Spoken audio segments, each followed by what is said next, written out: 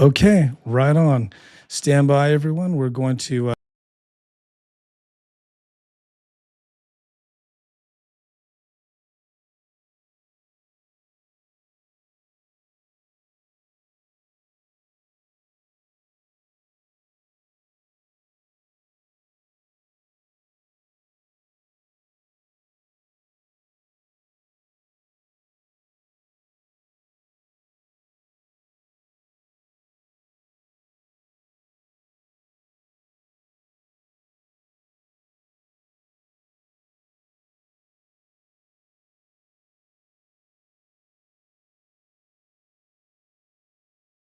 2, 1.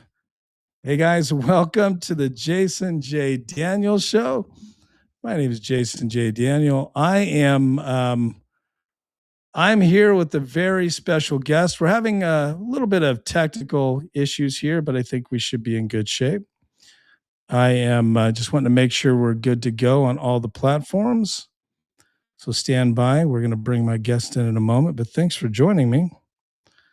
Perfecto. That is live. Okay. Well, we look good on X.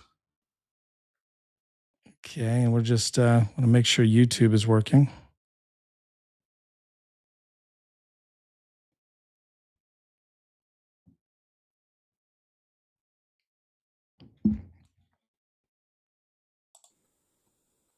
Okay. Ralph, you are on. We're going to bring our guests. We're just going to jump right in. Guys, thanks for watching. I have a very special guest with me, Ralph Nwobi, for he's running for California 7th. There we go. YouTube. I've got YouTube's working. I was a little behind on the link. Because I backtracked it. Okay. Wow. Okay. Live streaming. Let's start again. 5, 4, 3, 2, 1. Guys, thanks for joining me, the Jason J. Daniels Show. As you know, I like to cover local elections in Northern California, and I appreciate all of you watching. I have a very special guest with me. Sorry about that. Checking my audio. Ralph Nwobi. Ralph, how are you today, sir? Oh, I'm doing well, Jason. How you doing? I'm great. You are a patriot, my friend, putting up with all of my technical difficulties and issues today. It's been a lot of fun. And by the way, all fun aside, you are running for District 7 in California, and you are running against some Democrat candidates that definitely are getting some media play right now, because that's what happens in Northern California when it comes to Democrat politics. They just love to promote the Democrats, but there's always a solid Republican candidate as well in the mix. And you're that Republican candidate. And I wanted to have you on so that people can hear from you, hear your voice, and hear about your vision. Your vision is common sense for the people. And I love that. So, my friend, please take a moment to share with the audience who you are. Give us your quick bio. Now, I have a bio as well. I got off of the internet. I always do my research. So I will ask you a few questions about your bio and make sure I got it right. So we want to give folks a full picture. Okay, after that long intro, it's all yours. All right. Well, I'm Ralph Nwobi, running for California District 7 for Congress, and I'm one of the 2 Republicans that are actually running for the seat. I'm a local attorney here in Sacramento area. I've been in the area probably since 2011. I'm a naturalized U.S. citizen. I'm originally from Nigeria. I had some people were trying to figure out like my origin in a Nigerian ancestry, but I'm a U.S. citizen. Okay, all right, right on. Nigeria ancestry. You're a naturalized U.S. citizen. Wonderful. Exactly, and that's the thing. That kind of I'm gonna deviate because that was what I put in one of my posts in response to what my Vang did, and I said what I was saying there was that the loyalty for the loyalty of anybody that is seeking a federal office should not be questioned, whether that person is natural born or naturalized. If you're a citizen and you're running for federal office, we, the people, shouldn't have to sit back and start questioning whether your loyalty is to lies with America or if it lies with some other foreign country. That's unpatriotic, and that's why I said it was disqualifying for her and that she should withdraw. I actually called for her to withdraw from her candidacy. I don't think she's gonna do that. I've also, you, yeah, you could, yeah, you could have, I don't know, you could just have a natural disaster. She'd still be running. You she's still earthquake. gonna be running. California could fall to the ocean. She'd still Yeah, stick her hand out of the I- water and say, "Vote for me. I'm a yeah. Democrat." See, and that's the problem. That's part of the problem that we have with some of the politicians that are running. It's like they just want to do it for themselves. They want to do it for themselves. And I don't want to, say something about my Republican counterpart that is running for the position. He is 24. Well, I think he should be 25. I think he just turned 25 or so. To be eligible for U.S. Congress, part of the qualifications is that you have to be 25. I mean, I guess to be elected, so I'm guessing that he's qualified to run. So he's got to be over that finish line. Yeah, so I mean, I assume that he is, but that's the whole thing. So this race with the incumbent, she's 81, and so just by being 81, age became the big elephant in the room when it comes to this particular election. And now, Doris Matsui knows that my counterpart's age cancels out her old age. And so that's one of the reasons why she wanted to push him, because at the end of the day, it will be a smooth ride for her in November when it comes to discussing the age, the youth and inexperience of my counterpart. And so that's Well, what it's important. It's something that should be brought to the table. Speaking of experience, let's talk about now. First of all, I love your intro. We'll get back to my Vang, who apparently decided that turning her back on the American flag was a great idea. So, and then maybe she'll get elected to Congress. Well, I don't understand. So is she gonna? Who knows? Is she gonna turn her back if she gets to Congress? Which Yeah. God forbid you'll get there instead. But let's hypothetically say is she going to turn her back? There's a lot of flags in Congress. I'm assuming she can turn her back all the time. She may. So let's talk about your background. You're an attorney. Yes. You have a really compelling story about being naturalized and becoming an American citizen. Yes. And you have a fantastic reputation in the community. And I gotta say, my friend, you're the kind of person that I love to see run. I think that's it's a sacrifice to run. I know a lot of people obviously that do this, and just like you, they are working hard. We're doing this at 8:30, right? And you're always willing to campaign and talk to folks. So let's get into your personal experience, and then we'll get into some of the fun controversy. Oh yeah. Well, my personal experience, like I've actually, well, even before becoming an attorney, I've worked in law enforcement. So I have a little law enforcement background. That was in Texas, and then also a little bit in Nevada. And then I've worked in a lot of school districts here in California. I worked as a substitute teacher, so it was actually really good. It was actually a really great experience, and that actually informs my the way I look at just education. Education when it comes to politics. What's happening with the school curriculum these days?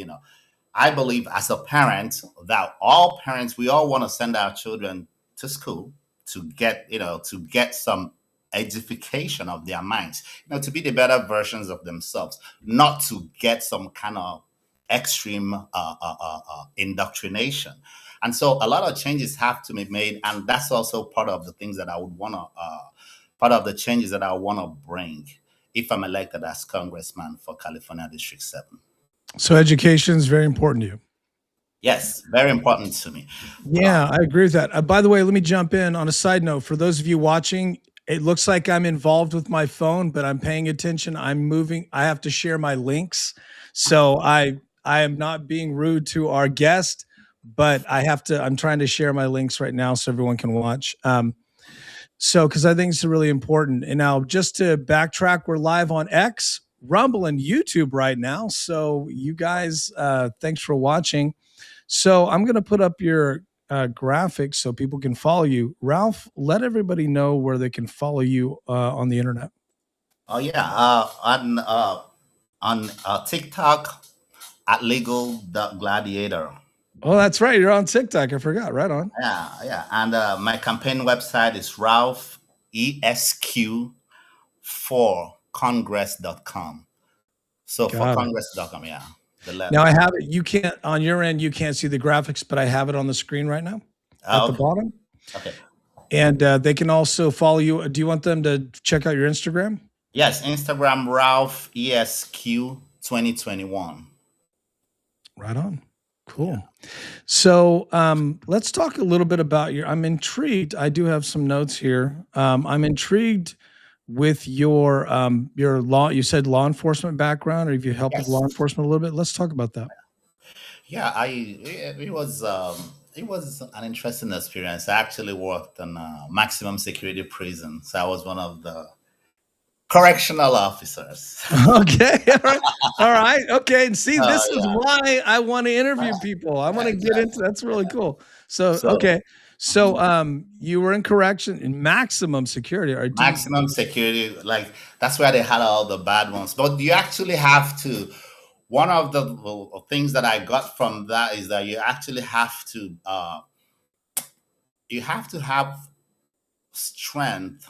You also have to be able to manage chaos. You have to be able to show leadership and show consistency. When you have those qualities and actually be able to deal with different kinds of people, just in any kind of situation, when you can be able to be calm and get things achieved, then people will actually respond to you positively. So it actually instills this very indescribable kind of leadership quality in you. And I think I gained that from that experience. You said manage chaos. I like that. Yes, exactly. All right. Okay, so you may not, I don't want you to break any confidentiality, but do you have an interesting story that would demonstrate to folks how you could apply that kind of experience to being a member of Congress? Well, yes, because so Congress is not, it's a job where you actually need to begin to deliver from day one. So it's not a job that should be your first job out of college. My counterpart is he's in college. I think he's in his final year. He's a final year college student. So we have to look at the facts.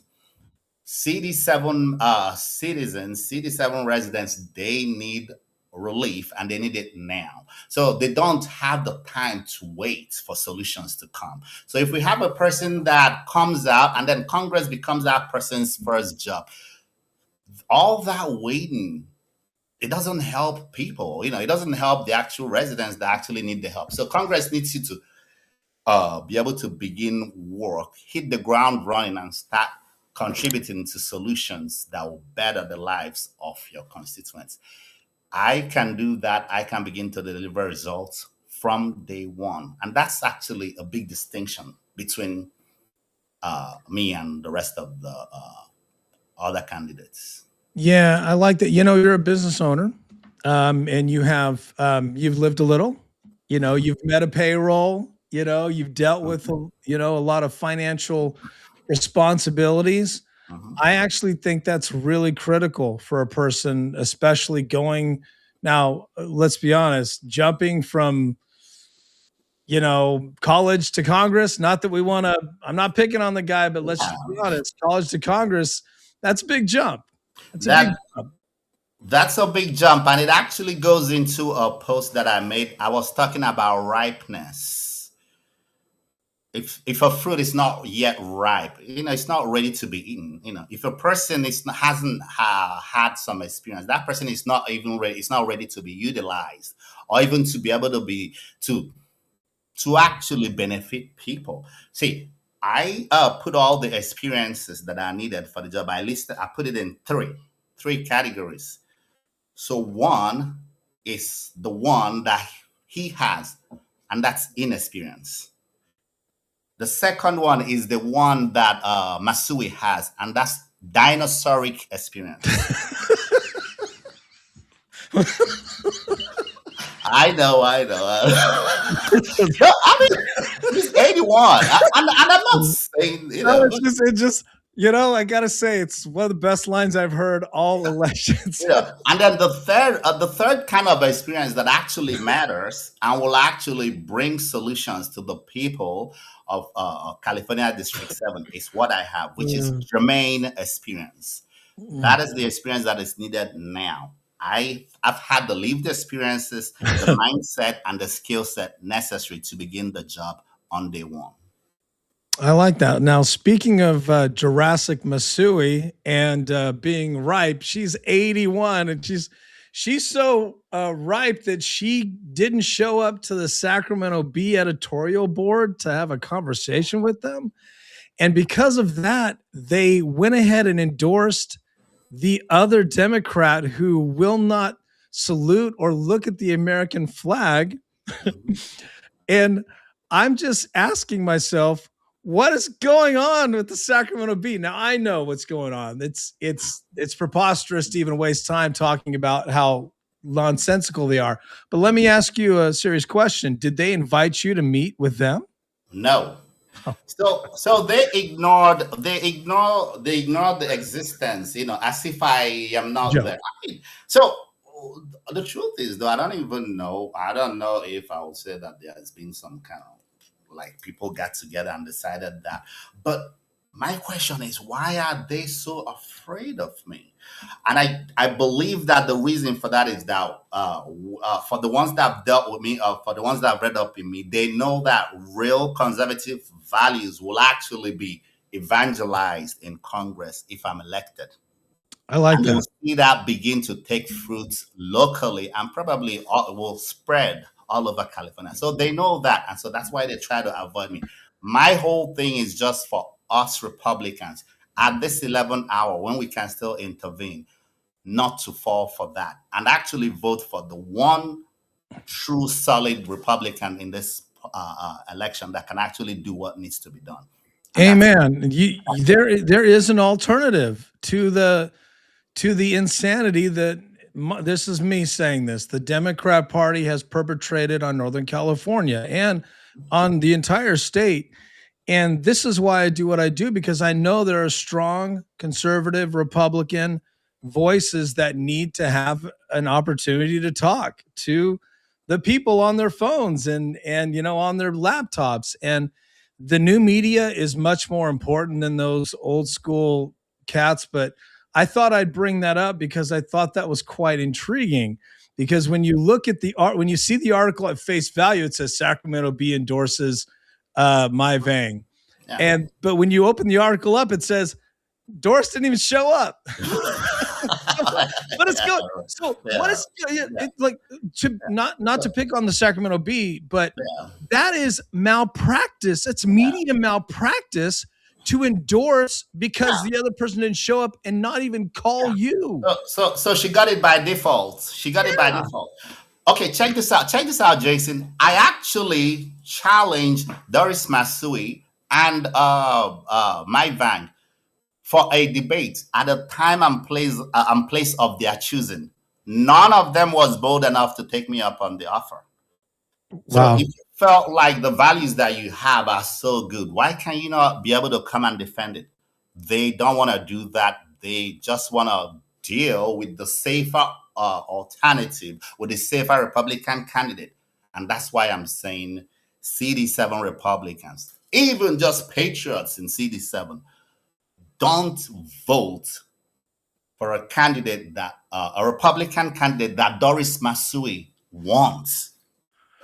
Yeah. So two things this is a lot of fun, by the way. Thank you. Two things that came up. One, the Democrats like to rest in the lead. It's like a basketball game, right?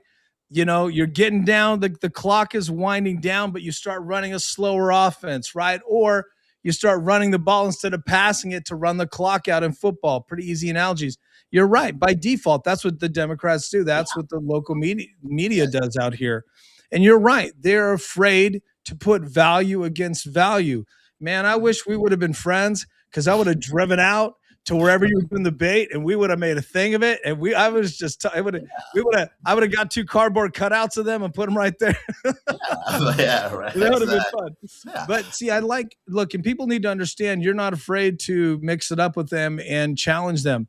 Now, one thing that stood out to me that was very interesting is your, I'm just going to bring it up because I think, it's relevant. It's your stance on immigration I thought was interesting, and how you've put some writings out there, and you've done some interviews about how you would interact with ICE and the federal government. A lot of people obviously very concerned. It's very polarizing. You have a unique experience, and I honestly think you could talk about it with more authority than most anybody that I hear talk about it. So I'd love for you to get into that, because it's something people feel tense about and they get anxious about. So I would like you to share your thoughts on that and just talk to the people about how you feel about that. Well, I mean, if you look at it, of course, we are a country that's based on immigration, but immigration it has been a perennial problem for the country. And it's just because people are not actually just getting together and using common sense, bringing forth common sense solutions to those problems. I was in a political event the other day, and we were talking, and I said, we are a nation of laws. So illegal immigration, by definition, is unlawful, and we cannot encourage that. So you have to start from the right premise to actually reach the right conclusion. So if there's a problem and you actually don't want to identify the problem, you're not going to really be able to solve it. So if you're saying that there is an immigration problem and then you have sanctuary cities springing up everywhere, that's an incentive for a potential illegal immigrant to say, hey, I'm going to come over. There is a sanctuary city. You're incentivizing certain things. That's just human nature, So for me, the whole thing is all about common sense solutions and do what needs to be done under the law. Take care of people that are breaking our laws. There was a forum with my Vang. She was involved in the forum. I think we did it online, and I just noticed that most of the things that she was saying, she was just like throwing out slogans, catchphrases. There was a question that had to do with immigration, and she just answered and said, "Abolish ICE." And I said, "Okay, wait. Abolish ICE." Okay, so I asked her, and replace it with what? She couldn't answer that. And so that's the problem that we have in our politics today. I want to actually do this thing the right way and get results for the people. It's hard to tackle problems. It's hard to face them. And immigration reform and amnesty and all these things, ICE, it's a tough problem. Nobody thinks it's easy. And I appreciate that you're willing to talk about it. In fact, a lot of the congressional candidates that are on the Republican side, I just did a video 2 nights ago. I know, I was up till 3 a.m. doing my ballot thing. Where wow. I went through every district and I was calling out the conservatives. And I was like, these are radicals. Don't worry about the other loons, right? And I was scrolling through, and it was showing everybody it had a conservative dial. It was a website, like a religious group doing it. Now, obviously, you were on there. And I knew we were working on the interview, so I didn't spill the beans, but I didn't, I was like, hey, very interesting guy. And they put you, what's interesting is I think they had you on like the not very conservative, but the mid conservative spectrum, which I thought was interesting. I mean, it was somebody just one person deciding. Yeah. And I'm like, how do you come up with that, right? You're the only Republican that really has the ability to be in the general against Doris and Mai. Yes. So I thought that was intriguing. But thank you for dealing with that question, because where I was going with this is that it's a very difficult, complicated question. Yes. When you were talking about, man, I wish I was running with you. If I was at that forum, I put like an American flag shirt on, and I look at my Vang and say, So apparently you can't look at me during the debate. Turn around. Exactly. Yeah. I'd bring in a flag like old pro wrestling or something. Yeah. I'd have too much fun. That's why they could. I'd have too much fun. Yeah. All right, so let's get into and then I must also point out that in all these forums, the other Republican person was also there, quiet, and that's how the Democrats love it. They love those Republicans that are Republicans but would not challenge them. If you have conviction in what you're stating and your values, you should be able to challenge the opposition and actually, put the whole thing out there, not just sit there quietly and just have them keep on spreading their bad, what I would call misinformation and disinformation on CD7 electorates. And when people stand up with truth and say, hey, there's other ways to look at things. When you do that with candidates that are so radical like that, they don't have an answer for it. They really don't. And I have a question. Do you think that someone that's in city council, Sacramento City Council, and it's all the same, Sacramento silliness, and they're always creating ordinances that are silly, and they really don't understand what they're doing. Do you think that qualifies somebody to run for Congress that really hasn't done much? Personally, I don't. And this is another thing, because sometimes also when you look at the candidates, you have to also look at not just what they say, but what they do. So we just had there was an incident, there was an event in Placerville, and all the candidates were invited. 6 candidates running in the Republican side and the Democratic side. 6 candidates running, but it was for firefighters, and it was for like fire insurance, all the things that has to do with fire prevention, wildfire prevention and mitigation and all that. It was for that. None of them came. I was the only candidate that showed up. I was. It's unbelievable. I said, one thing that we know in California is that when fire breaks out, our firefighters show up. Why shouldn't I show up to be able to discuss the issue? So that if I'm elected as a congressperson at the federal level, you can be able to better coordinate with states, local authorities, and affected homeowners to solve their problems. Apparently, all the other candidates did not believe or think that firefighters matter. Well, it's one of the most important issues in California. It is the two things we just talked about: immigration and fire. The most important things in California. You'd think that they would show up for at least a forum and be educated. I like where you're coming from, because I believe that a candidate should do this. Every candidate, doesn't matter who they are, how old they are, how educated they are. Every forum, every opportunity to talk to a special interest group is an opportunity to learn about that group and to get smarter and better. And a congressperson has to talk to everybody. They're not just representing the Democrats in their, and this is what it's so twisted. And I feel terrible for young people that in the last 15 years, Ralph, they've been indoctrinated, right? Like, let's say you're 22, 25, all you've seen is just this really polarizing group of politicians on both sides. Yes. I have a complaint personally with the Republicans in Congress myself, and I'm very disappointed. This is me as a voter. I'm very disappointed in the fact that they've bought into a lot of the things that have disrupted the progress, right? And when people look at the Republicans have had the House and the Senate, a lot of people ask themselves, what has gotten done? Now, I'm on purpose not mentioning the president, because that's a separate branch of government. Congress can still do things. And we saw in one day, they all got together and pushed the Epstein thing through in one day. The president couldn't stop it.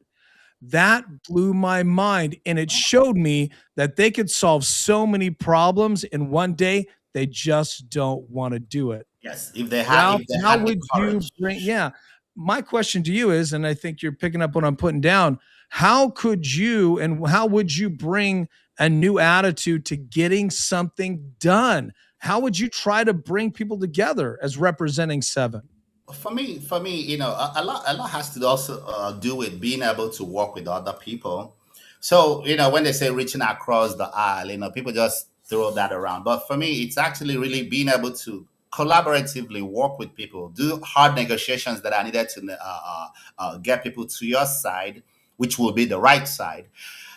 But then you have to do it in such a way that, well, first of all, they have to have some respect for you first, and they have to know that you believe in what you're talking about, and they have to also know that you do your homework and that you've already also done your homework on that particular issue. So when you put all these things to the table, you can bring people together to actually, coalesce, support you, and you can push a bill, and not just do that, but also get it passed, to actually begin to benefit your constituents. But you have to have the courage, and you also have to have the, I would say, the character and the, almost like saying moral authority, if you will, for you to be able to get people to galvanize in that way and do all those things for you. I really appreciate that answer because I don't think congressional candidates think that through. I don't think they understand the pressure to conform and to not get anything done. Hmm. And I think that somebody that has experience like you're an attorney, Hmm. clearly right there you can read all those things they're throwing at you. You've got that Hmm. that's important, honestly, to Yeah. know, to have kind of have that learning curve taken out. And you Yeah. do seem like, and again, I want to tell people we've just known each other for 40 minutes, right? We this is the first time we've actually talked is on the podcast here.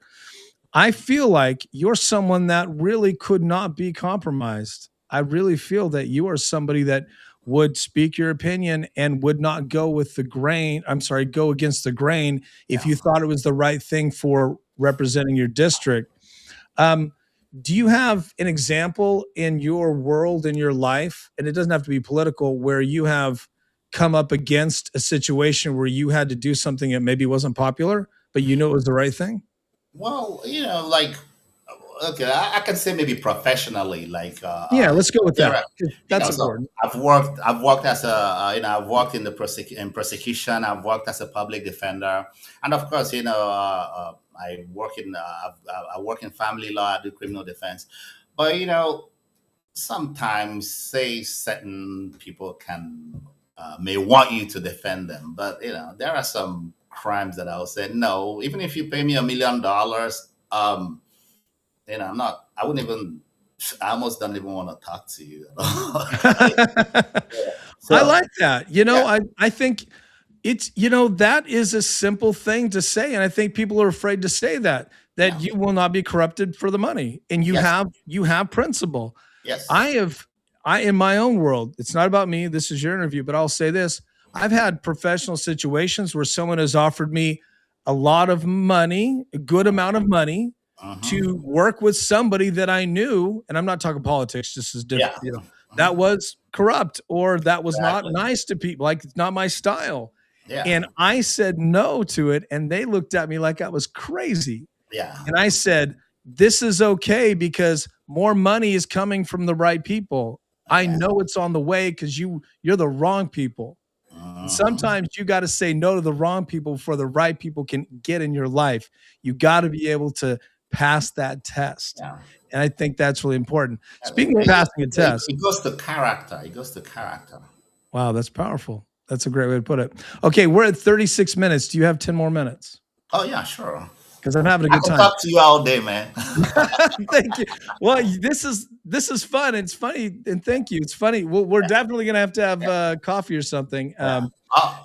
As long as people are actually getting out to vote in this 11th hour, I would really appreciate it if they can actually just make that choice to understand that it doesn't matter what has been happening prior to this election, or maybe I had something that I put out. It was voting based on facts or feelings, and I gave out three facts. And one of the facts was that, in our lifetimes, we may never be able to figure out which one is better, Coke or Pepsi. That's one fact. Second fact is that Doris Matsui and my Vang do not want me to be the Republican front runner. 100%.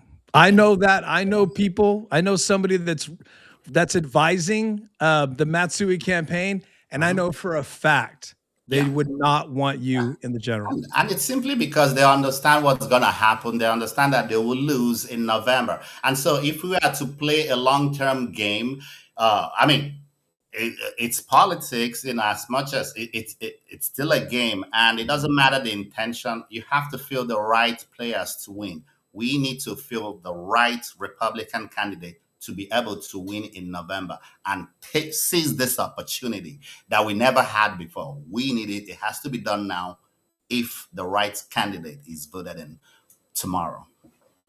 I agree with that. In fact, you said something earlier, I think, before we started, and you said it during this. We have to get out the vote.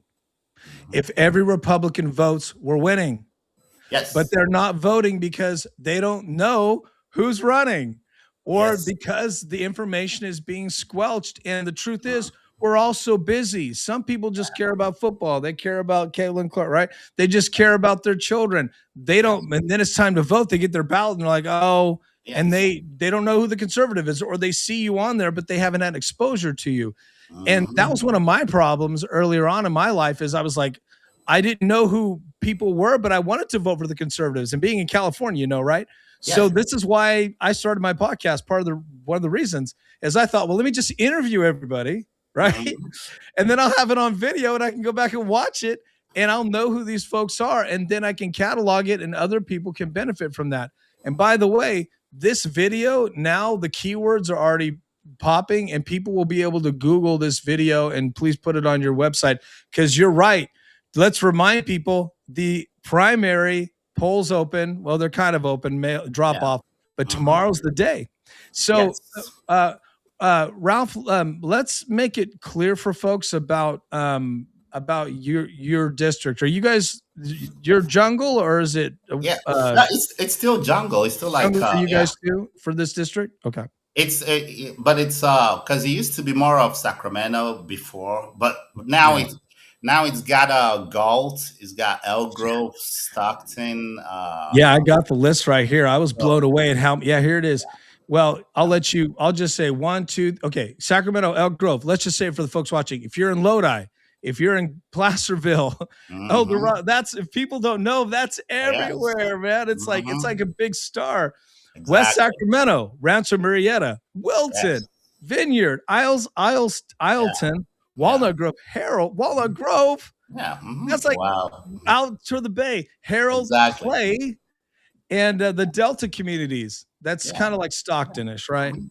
Yes, around Stockton, and this is because of the divisions. Now it became a little bit, just a little bit more Republican than it was before, and that's why Doris Masu is scared because this is the first time that she's actually getting some real challenge.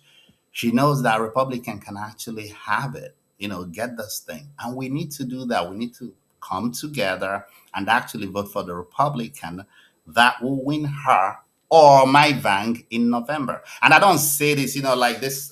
It's not like I'm just saying it. I don't say this if I wouldn't even say it if I don't have the plan, implementable plan to actually make that happen. If I am the front runner, Doris Matsui or my Vang will lose in November.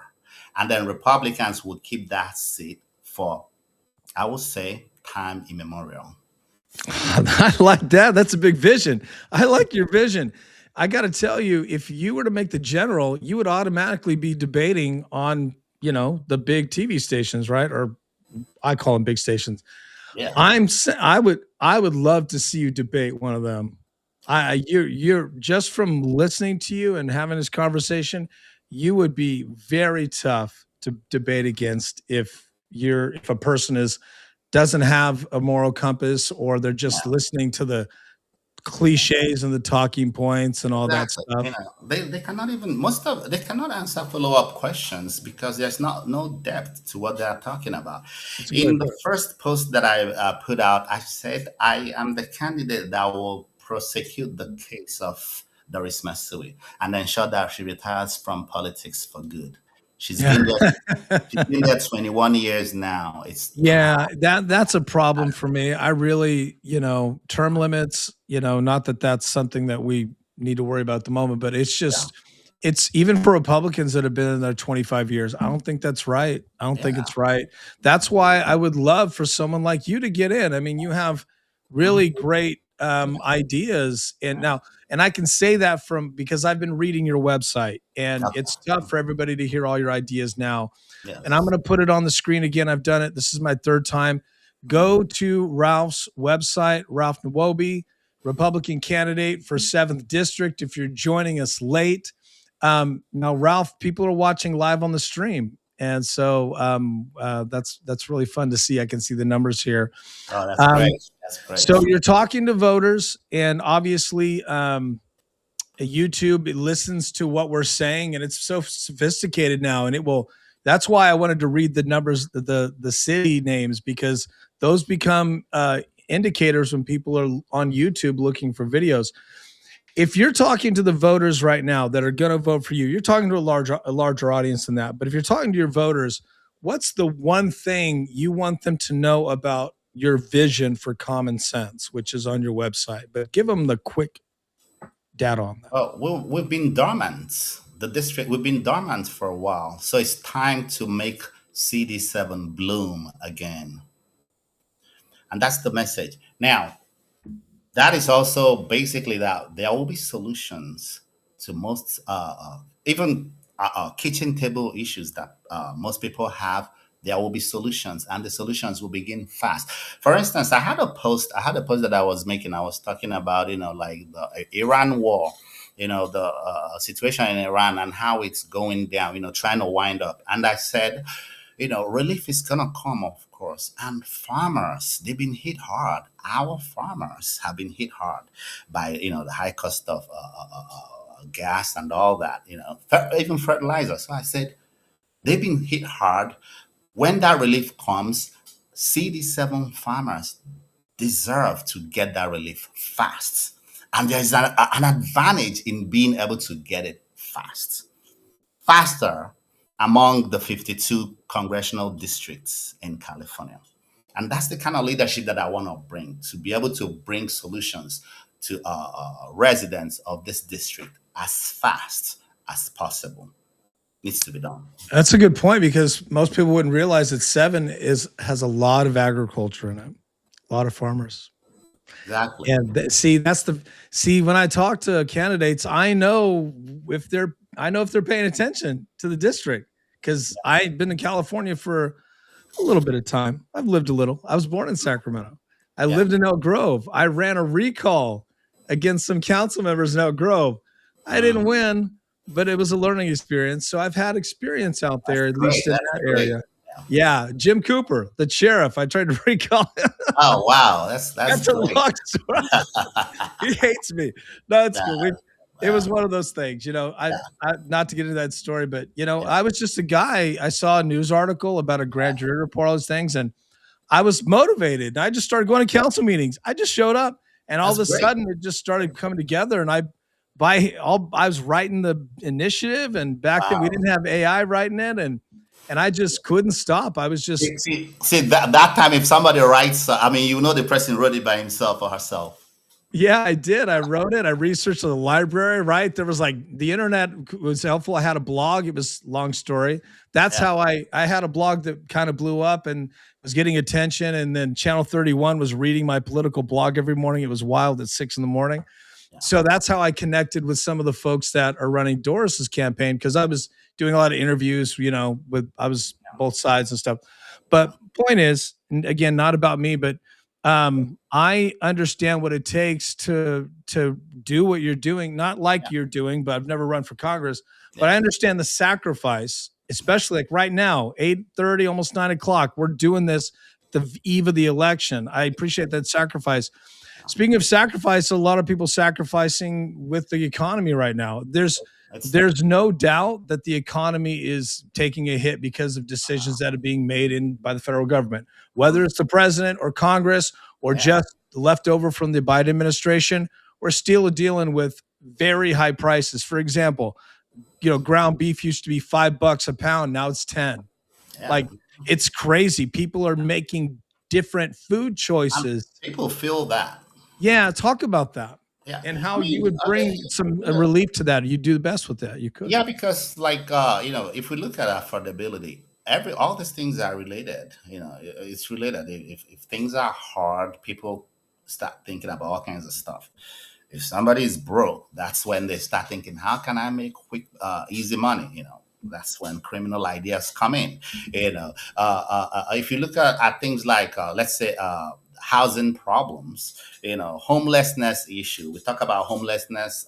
We don't like to see that kind of situation. It's not particularly good, just aesthetically, But if you think about it, it's maybe the people actually need certain kind of help, financially too, and even like mental help and all that. If we give them those help, then there will be less of that, maybe treatment with drug addiction and all that stuff. So we have to actually start helping people when and where they actually need it before it metastasizes.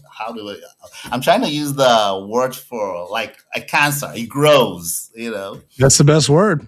Yeah, It's a cancer. Yeah, that's how I look at it. And one more thing I also wanted to talk about, like family values. Families are not as strong as it should be, because I think that when families are stronger and more, as much as possible together, then at least the family economy is just a lot.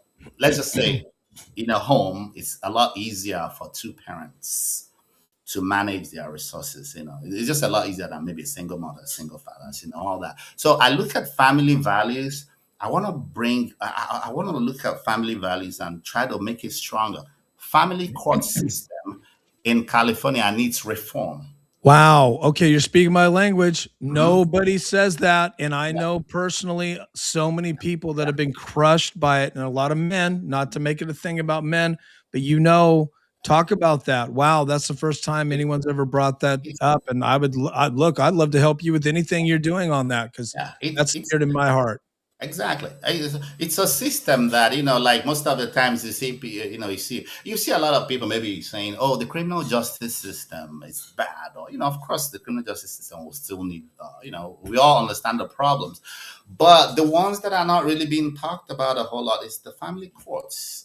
And there are, I wouldn't call them, I would just say, everybody, all the people that are working there in one way or another contribute to this erosion of something in that system. So it needs a serious reform so that it's breaking up families. And when families are broken up, it doesn't really help. It doesn't really help anybody. So a serious reform needs to be done.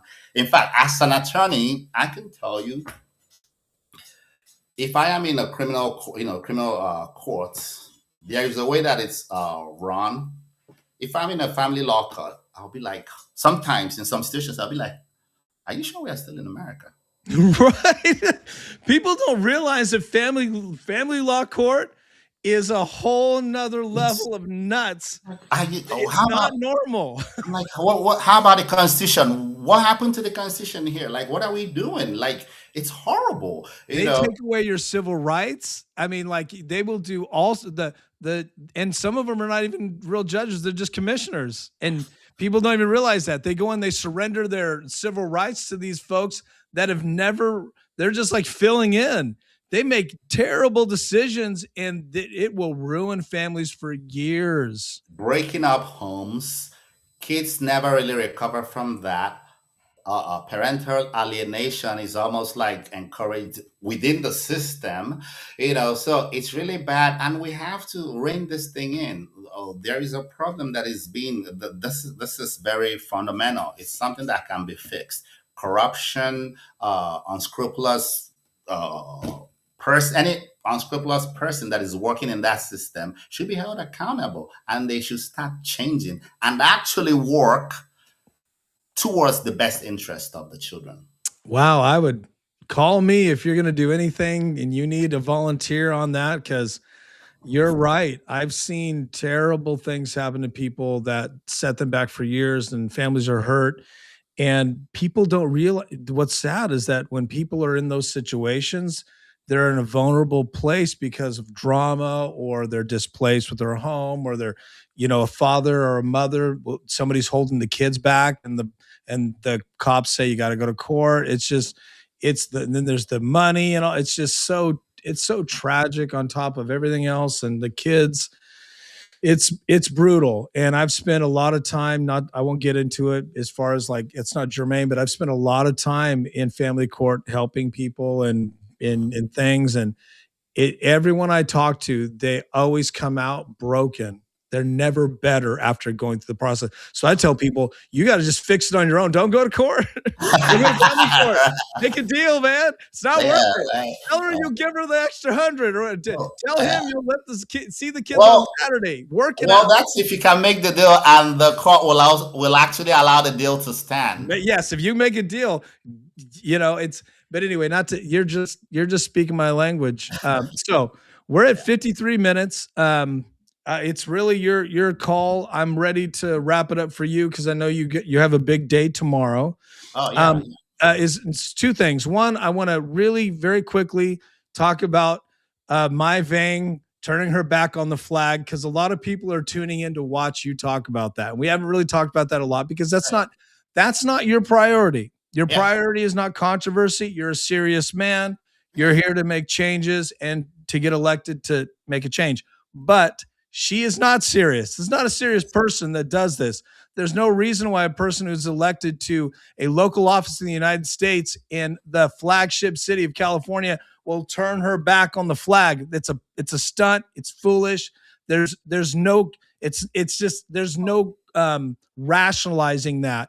But some people are going to be brainwashed into thinking, well, maybe that's a good thing, when it's not. Because of your experience and you coming through and becoming a naturalized U.S. citizen, I think you have more authority to talk about this than a lot of people. Talk about how it makes you feel to see her doing that. Well, it's I find it very offensive. It's very offensive to me, because that's the height of. I mean, think about it this way. I chose to become an American citizen. I chose that. And I have the options. My mom lives in the UK. Like, I have family. So if I had wanted to be in the UK, I would have been in the UK and just been over there. But I wanted to be an American. You had options. You said, I want to become. Exactly. I could have gone and studied law in the UK, but I said no. I want to be an American attorney here in the US, because I love the US Constitution. So these things are not just words to me. They're not just like they mean something. And so for a person to say, they're reciting the Pledge of Allegiance, and I'm gonna turn my back, because I cannot even understand her excuses or her rationale for all that. I call whatever she used as an excuse incoherent psychobabble. There is no excusing that. That's disqualifying. A person that has that kind of lack of love for a country and still seeks federal office in that country. Those two things they're opposite. They shouldn't be together. She should not be running for federal office. She's an unserious candidate, does not love America, and should be disqualified. Well, I mean, I would say she should do what's honorable for the country, if she can do that, and actually withdraw her candidacy. It's all there in my post. She hasn't done that. I don't think she will. That would be the most, I guess, common sense thing she could ever do, is to say, I'm not qualified. Yeah. Maybe one day she'll go, I have a revelation. I'm doing this all wrong. Exactly. Wow. Well, I couldn't say it better myself. And I honestly think you have more authority to say it better than I could. Now, obviously, we're all Americans, and we're equal under the flag. Yes. But there are people who have died for our right to talk about it. And also, they've died for her right to disrespect the flag. Yeah. But I do think that she has to understand, and she, who knows, but if she did this in other countries, if she did that in certain countries, not only would she be disqualified from running for office, they may not see her anymore for a I mean, while. it's. I mean, we have freedoms, but I mean, come on, like It's just, yeah, it's disrespectful to the price people have oh, paid. totally disrespectful. And then you could talk about people that actually pay the price. I actually wanted to get into the military at some point, and I was told, "Hey, you're too old." Yeah, wow, me too. I mean, me too. You know? We have so many common. I actually, it's crazy. I was in my fitness stage. I still look good, but I was younger. And there's like, what is it? The cutoff's like 34 or something. So I was like right on the line. So Oh, I was like working out, doing all these things, right? And I yeah. went to the recruiter. Didn't tell my wife at the time I'm divorced, and he Oh, was just like, he was signing, trying to. He almost signed me up. And I did the test. I think it was Army. I did the test, like and they're like, you could do any job, right? They were selling it hard, right? But yeah, yeah. I tried. And then I told my wife at the time, and she was like, I'll divorce you. And I'm like, well, true story. Now, Oh my she God. eventually, we did get divorced eventually. I should have just did it, but no, it's all good. But Well, Ralph, I'm having a great time with you, my friend, and we're going to have to connect in the future. And anything you do, I will wholeheartedly support you. I was going to endorse you, whatever that's worth yeah. for me, but I didn't want to do it until we interviewed because I thought, let me talk to this young man here. And I definitely would say I would endorse you after this interview with you and this conversation. I'm lucky. I'm able to get a chance to talk to candidates like you and do this. Not everybody can. So I want to say, to anyone watching, if you're in 7 and you want to vote for somebody that's common sense, rewind this interview because you can do it on the streaming, or you've been watching it. There's no reason why you shouldn't vote for Ralph. There's absolutely no reason. He's a patriot. He's an attorney. He's done some very interesting things. And if you've listened to him, he is on track with a common sense vision. And that's important for us. And if you're in Northern California, they try to pretend that conservatives just disappeared or something, like the rapture took us or something. We're all here. We're here, man. Okay. So, sir, I'm going to give you the last word. If there's anything we missed, talk to the people. I'm going to stop talking. Tell them why they should cast their vote for you tomorrow. Because Doris Matsui doesn't want you to. Just think about that. Think about that. The incumbent who wants to hold on to the position does not want you to vote for me. She wants you to vote for the other guy. There is a reason for that. She wants to be able to win in November. Now, another thing about the whole thing is that I read something where the Republican, my Republican counterpart, I read something that they wrote about him that if he gets elected, he would have been the youngest person to hold that position in history. And then for Doris Matsui, I read that if she wins, she would have been the oldest person to hold that position in history. And so it just dawned on me, both of them will be in there for themselves. They are doing it for themselves, but I want to do this for you, District 7 constituents. It's that simple. I will be there on day one fighting for all the needs, bringing solutions to every a problem that CD7 constituents want. That's why I'm there. I'm not doing it for myself. I am doing it for you. Together we can be able to get this thing done and get this district blooming again. I like that. Doing it together. A vote for Ralph is a vote for you. It's a vote for your future. And he fights hard. And I'm going to tell you, he was fighting hard with this technology before we got on. You guys have no idea how hard it was to put this interview together. And this is one of my favorites. Thank you, sir. You are wonderful. You're a father. You're a man of action. You're an honest person. And you are working very hard to get their vote. So, guys, do not sleep on this candidate. And he does have the best chance to disrupt and beat the Democrats in 7. And there's a lot of you conservatives in 7. That list I read, there's a lot of conservatives. Trust me, I know a lot of you out there. So cast your vote if you and a lot of you haven't. A lot of you haven't. And in fact, I am doing my ballot tonight. Now I'm not in your district, sir, but I am just so people like me, people that vote, are doing it at the very end. Some people are very traditional. They take it right down on election day. It's going to be incredible. So, well, Ralph, before I let you go, thank you for your hour tonight. Please let's let everybody know again where they can follow you. Oh yeah, on Instagram, Ralph ESQ 2021. TikTok at legal.gladiator. And then my campaign website is ralphesqforcongress.com. Legal Gladiator on TikTok. That is pretty cool. Now, are you doing any dances or anything fun like that on TikTok, Well, like the kids? I actually do like physical stuff. I work out a lot. So I do like calisthenics. I do a lot of Cool. push-ups.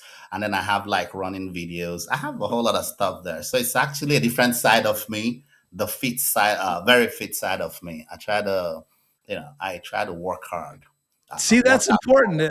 Those are the kind of things that people need to know. Your body, mind, and spirit. You're always improving yourself, and that's important. That's pretty cool. I'm a fitness enthusiast, and what I've said was that when I grow up, I want to introduce myself like this. Hello, I'm Ralph Nwobi, and I work out every day. Well, we know you're not Dinosauric. Is that what you said earlier? Dinosauric? Exactly. Dinosaur. I'm going to use that. And I'm stealing that from you. I'm just going to tell you right there. I'm stealing that. All right, sir. Well, you have a fantastic night and good luck tomorrow. This video will be online in my archive. I'm going to also try to maybe pull a clip or two. It's just me doing it if I can't, but feel free to take it and post it on your sites. And if anybody if you want to talk to this gentleman here, reach out to him. He's a kind soul. And I do want to tell the people, all my interaction, it's important for people to know this. All my interactions with you off camera have been extremely positive. And I was very difficult to get this time slot. You were really amenable to me. And that shows me a lot. Whenever I'm trying to work with somebody, I always learn from them when they're not on camera. And I hope that the voters will make the right choice in 7. God bless you, sir. We're going to sign off. And I want to tell the folks, Jason J. Daniel, follow me everywhere on the internet. Jason J. Daniel, pretty easy to find. I am on TikTok too, Ralph, but I do a sports TikTok. It's pretty crazy. I know. I love sports. Almost 10,000 subscribers. I'm on the hunt for 10,000 folks. And we do sports. We do basketball. We do football. It's pretty cool. We have a lot of fun. The internet's great. So follow me, guys, everywhere on TikTok. And the more you like this, repost this, like it, share it. It allows me to do more of this. And Ralph, we're going to do it again. No matter what happens, I'd love to have you on again, and we'll talk about some of these issues that are important to you. You're the best. Oh, you're putting yourself out there to as a candidate. That's very courageous. God bless you, sir. All right, everybody, go with God. Via con Dios. I'm going to sign off.